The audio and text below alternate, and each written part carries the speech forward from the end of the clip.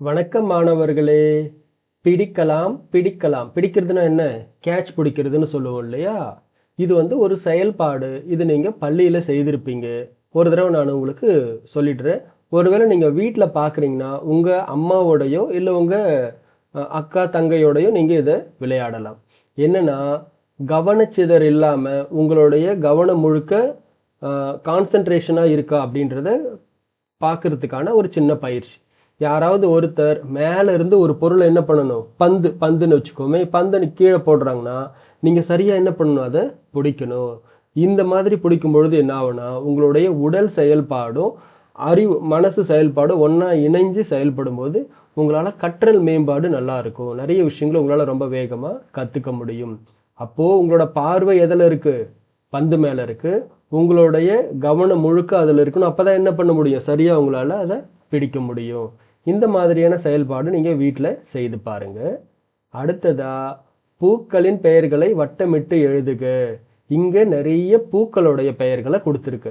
நான் நேற்று ஒரு பூங்காவிற்கு போயிருந்தேன். அந்த பூங்கால பார்த்தீங்கன்னா நிறைய வண்ணமயமான நல்ல மனம் மிக்க நல்ல வாசனையான நிறைய பூக்கள் இருந்துச்சு. நீங்க கவனிச்சிருக்கீங்களாயா? இந்த பூக்கள் இருக்கிற இடத்துக்குலாம் போகணும்னா அந்த இடத்துல அப்படியே அந்த காத்துக்கு பூக்கள் ஆடும்போது எப்படி இருக்கும் பார்க்கறது? வாங்க வாங்க அப்படின்னு நம்மளை வரவேற்கிற மாதிரி அந்த பூக்கள் அழகா ஆடிக்கிட்டு இருக்கும். அந்த மாதிரியான பூக்கள் நிறைய இதுல இருக்கு. ஆனா என்னன்னா, பெயர்களை மொத்தம் உள்ள கொடுத்துருக்கேன், கலந்து கொடுத்துருக்கேன். இது நீங்க கண்டுபிடிச்சு எழுத போறீங்க. எழுதலாமா? சரி, ஆரம்பிக்கலாம். ஒவ்வொரு பூக்கள் பெயரா. இப்ப ஏற்கனவே பாத்தீங்கன்னா தாழம்பூ அப்படின்றத கொடுத்துட்டு இருக்காங்க.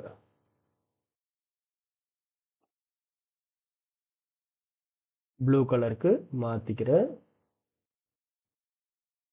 ஓகே, தாழம்பூ அப்படின்றத இங்க கொடுத்துட்டு இருக்காங்க. அதே மாதிரி அரளியும் பூவும் இருக்கு. இதுல வேற என்னென்ன பூக்கள் இருக்கு அப்படின்றத இப்போ நீங்க கண்டுபிடிச்சு ஒவ்வொன்றா இங்க எழுதவும் போறீங்க. முதல்ல என் கூட சேர்ந்து கண்டுபிடிச்சு எழுதிடுங்க. கண்டுபிடிச்சு சொல்லுங்க. அதுக்கப்புறமா நீங்க எழுதலாம். இந்த வரிசையில பாருங்க என்ன இருக்கு? ரோஜா. நிறைய பேருக்கு பிடிக்கும் இல்லையா? ரோஸ். அப்ப நான் என்ன பண்றேன்னா, இங்க கண்டுபிடிச்சிட்டேன். இப்போ இங்க எழுத போறேன். ரோஜா. இன்னும் எத்தனை கண்டுபிடிக்கணும்?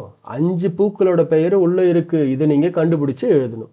அடுத்தது வேற என்ன பூ இருக்கு? இங்க பாருங்க, சூரியகாந்தி. சன்ஃப்ளவர்னு சொல்லுவோம் இல்லைங்களா?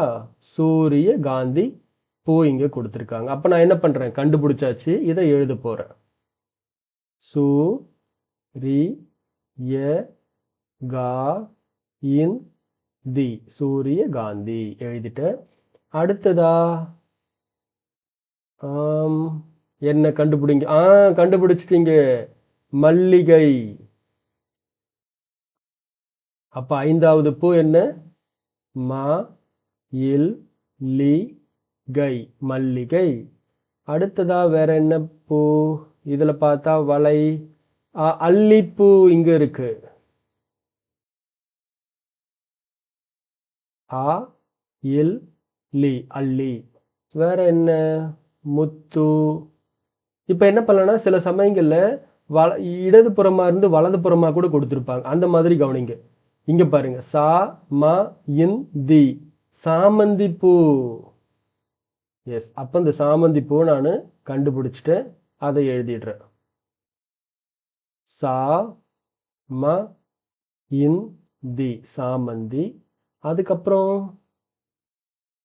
வேற என்ன? முல்லை இங்க இருக்கு பாருங்க, முல்லை பூ. சரி மாணவர்களே, ரொம்ப அருமையா கண்டுபிடிச்சிங்க. இதே மாதிரி நீங்க என்ன செய்யணும்? எழுதிக்கணும். அதுக்கு அடுத்ததா வட்டமிடாத எழுத்துக்களை எடுத்து எழுதுக. அப்போ நம்ம எதெல்லாம் வட்டமிடாம இருக்குமோ அதெல்லாம் எடுத்து எழுத சொல்றாங்க. முறைப்படுத்தி எழுதினால் கிடைக்கும் பூக்களின் நண்பர். பூக்களுடைய ஃப்ரெண்டா யார் அது? கண்டுபிடிக்கலாமா? இருங்க. அப்போ இதுல என்ன சொல்லியிருக்காங்கன்னா, வட்டமிடாத எழுத்துக்களை மட்டும் எடுத்து நம்ம தனியா எழுதணும். என்னென்ன இருக்கு? அப்போ இன்.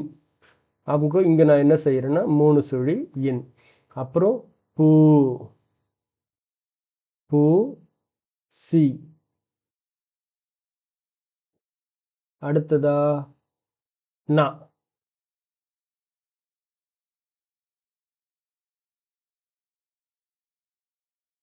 நா. அடுத்து இப்பு இத்து து. இந்த இடத்துல இப்பு இத்து து. அப்புறம் வா இச்சு, வா இச்சு. என்னவா இருக்கும்? எழுத்துக்களை எடுத்து எழுதிட்டோம். இது மாத்தி மாத்தி இருக்கு. இப்ப இந்த எழுத்து இதை வந்து நீங்க சரியா எழுதுனீங்கன்னா பூக்களுடைய நண்பர். இங்க நமக்கு க்ளூ கொடுத்துருக்காங்க, கவனிச்சிங்களா? பட்டர்ஃப்ளை. பட்டர்ஃப்ளைக்கு தமிழ்ல என்ன சொல்லுவோம் நாம? பட்டாம்பூச்சி இல்லைன்னா வண்ணத்து பூச்சி. அப்போ வா இன்னு நா இத்து து இப் பூ இச்சி, வண்ணத்து பூச்சி. கண்டுபிடிச்சிட்டோம். எல்லாரும் என்ன செய்யுங்க, இங்க வண்ணத்து பூச்சி அப்படின்னு எழுதிக்கிங்க. வா இன் ந இத் து இப் பூ இச்சி, வண்ணத்து பூச்சி. சூப்பர், ரொம்ப சிறப்பாக கண்டுபிடிச்சிங்க.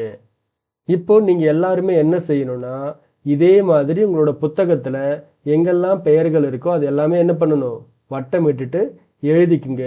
மீதி இருக்கிற எல்லா எழுத்துக்களையும் எடுத்து என்ன செய்யுங்க, இந்த பெட்டிகள்ல எழுதிட்டு அதை மாத்தி எழுதுனீங்கன்னா ஒரு பெயர், அதுதான் என்னது, வண்ணத்து பூச்சி அப்படின்றது இங்க கொடுத்துருக்காங்க.